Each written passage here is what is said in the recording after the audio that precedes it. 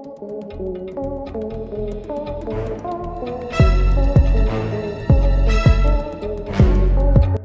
बाप अपने कलेजे पर पत्थर रखकर अपने बच्चों को स्कूल भेजते हैं, ये सोचकर कि उनके बच्चे पढ़ लिख कर उनका नाम रोशन करेंगे।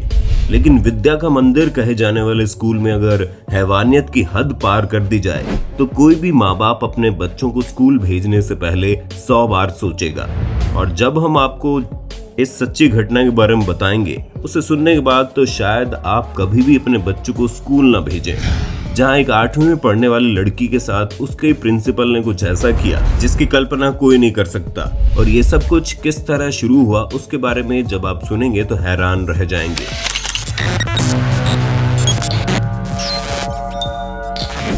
दोस्तों, जो सच्ची घटना हम आपको सुनाने जा रहे हैं वो बिहार प्रदेश के अररिया जिले की एक थाना महल गांव इसी क्षेत्र में आने वाला एक स्कूल है जो 8वीं तक बना है। 29 जून को सुबह 10 बजे के आसपास यहाँ के प्रिंसिपल, जिनका नाम रोशन था, वो गांव के एक व्यक्ति को फोन करते हैं और कहते हैं अनु को स्कूल भेज दो, उसके लिए कुछ छात्रवृत्ति यानी स्कॉलरशिप और राशन वगैरह आया है, वो लेकर चली जाए। प्रिंसिपल का घर पर फोन करना कोई बड़ी बात नहीं थी, क्योंकि वो बाकियों के घर भी इसी तरह फोन करते थे और कई बार मदद के लिए फोन भी कर चुके थे।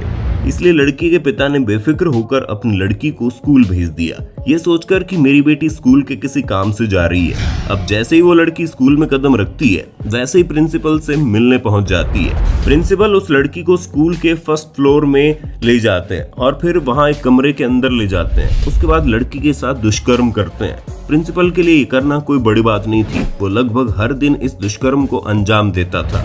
लेकिन 29 जून का दिन बाकी दिनों की तरह नहीं था, बल्कि ये दिन अलग था, क्योंकि इस दिन जब लड़की स्कूल जाती है तो उसका एक लड़का गांव का पीछा कर रहा होता है।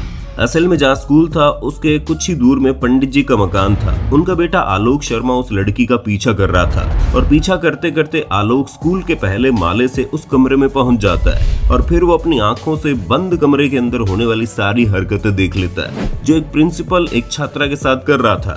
ये सारी चीजें देखने के तुरंत बाद आलोक शर्मा ने शोर मचाना शुरू कर दिया। आलोक की आवाज सुनकर पूरा गांव इकट्ठा हो गया। धीरे धीरे करके सैकड़ों लोगों की भीड़ लग गई और प्रिंसिपल की इस करतूत को सभी लोगों ने अपनी आंखों से देख लिया, क्योंकि अगर वो ये नजारा न देखते तो उन्हें सबके साथ अच्छे बने रहने का नाटक करने वाले प्रिंसिपल का असली रूप दिखता ही नहीं। प्रिंसिपल की हरकत को लेकर सभी उस पर थू थू करने लगे। लेकिन बात यही नहीं रुकी, क्योंकि मामला वाकई में काफी गंभीर था। इसलिए गांव में पंचायत आयोजित की जाती है, सारी बातें लोगों के सामने आती है। लेकिन इस पहली पंचायत में कोई भी फैसला नहीं लिया जाता, क्योंकि मामला थोड़ा गंभीर था और गांव के प्रिंसिपल का था।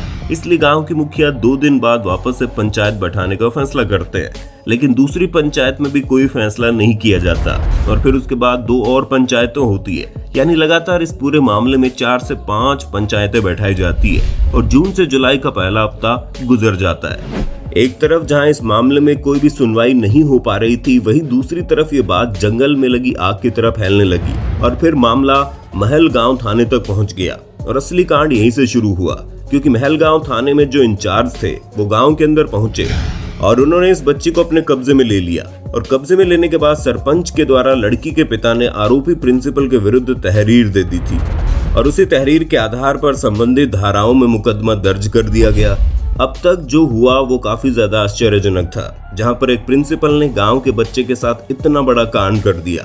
लेकिन इसके बाद जो हुआ उसकी तो कभी किसी ने कल्पना भी नहीं की थी, क्योंकि मामले को देखते हुए लड़की का मेडिकल चेकअप तो करवाना ही था, वरना उसके बिना कोई केस न बनता। इसलिए जैसे ही लड़की को मेडिकल चेकअप के लिए भेजा गया, उसके बाद ही मालूम हुआ लड़की लगभग 2 महीने की प्रेग्नेंट है। अब आप खुद ही सोचिए, 8वीं कक्षा में पढ़ने वाली बच्ची पूरा 2 महीने की प्रेग्नेंट है। इसे सुनकर ही सभी के रोंगटे खड़े हो गए। और इस छोटी सी बच्ची का 2 महीने से प्रेग्नेंट होने का ये मतलब है इसके साथ पहली बार इस तरह के दुष्कर्म नहीं हुए, बल्कि ऐसा पहले भी होता रहा। थाने के इंचार्ज ने उस बच्ची को बहला फुसलाकर अपने पास बैठाया और उससे पूछा, बेटा तुम्हारे साथ असल में हुआ क्या है? और फिर बच्ची ने जो आपबीती सुनाई उसे सुनकर पैरों तले जमीन खिसक गई। अनु नाम की इस लड़की ने बताया कि आज से करीब 3 महीने पहले उसके पिता को प्रिंसिपल का फोन आता है और प्रिंसिपल राशन देने की बात कहते हैं। वो स्कूल नहीं जाना चाहती थी क्योंकि उसकी तबीयत ठीक नहीं थी, लेकिन राशन देने की बात पर पिता ने स्कूल जाने पर जोर दिया, क्योंकि घर की आर्थिक स्थिति इतनी अच्छी नहीं थी कि स्कूल से मिलने वाले राशन को छोड़ा जा सके। ऐसे में बेमन से जब वो लड़की स्कूल पहुंची तो उस उसने देखा पूरे स्कूल में कोई नहीं है। पहले तो वो डर गई, लेकिन प्रिंसिपल ने खुद फोन करके बुलाया था, इसलिए उसने एक बार प्रिंसिपल के कमरे में झांक कर देखा। वहां पर प्रिंसिपल बैठा हुआ था, जिसके बाद अनु ने सोचा वो थोड़ा लेट पहुंची है, इसकी वजह से उसने प्रिंसिपल से माफी भी मांगी। लेकिन प्रिंसिपल ने बाकी बातें छोड़कर अनु को अपने पास बिठा लिया और उससे इधर उधर की बातें करने लगा। 14 साल की अनु बहुत ही गरीब और अनपढ़ परिवार से ताल्लुक रखती थी, इसलिए वो प्रिंसिपल की बातों को समझ नहीं पाई और उसने बातों को नजरअंदाज करते हुए राशन के बारे में पूछना शुरू कर दिया, जिस पर प्रिंसिपल ने बोला, मैं तुम्हें छात्रवृत्ति और राशन दोनों दूंगा, बस जो मैं कहता हूँ वो करती जाओ। अनु बिल्कुल भी समझ नहीं पा रही थी कि आखिर ये सब हो क्या रहा है, और जब तक अनु को कुछ समझ में आता तब तक तो प्रिंसिपल उसके साथ दुष्कर्म करने में लग गया। वो पूरी तरह से घबरा गई और आखिर उसके प्रिंसिपल उसके साथ इस तरह की चीज क्यों कर रहे हैं। उसने अपने आप को छुड़ाने की कोशिश की, लेकिन अनु अपने प्रिंसिपल से बहुत ही ज्यादा डरती थी, इसलिए सब कुछ चुपचाप सह लिया। और उसी वक्त 3 महीने पहले उसका पहली बार बलात्कार हुआ था। उसके बाद प्रिंसिपल ने उसकी वीडियो बनाई और कुछ तस्वीरें ली। अनु को धमकी दी, अगर ये बात तुमने किसी को बताई तो ये मैं सबको दिखा दूंगा, जिससे तुम्हारी बदनामी हो जाएगी, हर जगह लोग तुम्हें इस तरह से देखेंगे और तुम्हें तुम्हारे खानदान की भी बदनामी होगी। जब अपने प्रिंसिपल के मुंह से अनु ने ये सारी बातें सुनी तो वो बहुत ज्यादा डर गई और उसी डर की वजह से अनु ने ये जहर का घूंट पी लिया और किसी को नहीं बताया। यहाँ तक कि अपने घर पर भी इस बात का जिक्र नहीं किया कि उसके साथ कितनी बड़ी घटना हो रही है।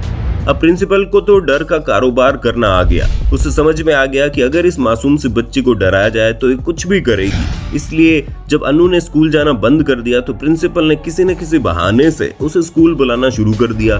कभी चपरासी को घर भेजकर तो कभी खुद घर पर फोन करके प्रिंसिपल अनु को स्कूल बुलाता और फिर उसके साथ जबरदस्ती बलात्कार करता। अब आप खुद ही सोचिए, मात्र 14 साल की बच्ची अपने पिता की बदनामी के डर से सब कुछ अकेले सहन करती चली गई। वो हर रोज घर आती और रोती थी, लेकिन उसने किसी को कुछ नहीं बताया और उसी का नतीजा था कि प्रिंसिपल के दुष्कर्मों का नतीजा अब उस बच्ची के पेट में मौजूद है, जिसने 14 साल की अनु की पूरी जिंदगी बर्बाद कर दी। ये सारी चीजें सुनने के बाद पुलिस ने तुरंत पंचायती कार्रवाई रोक दी और खुद मामले की कमान अपने हाथों में ली। आरोपी प्रिंसिपल को तुरंत हिरासत में लिया गया।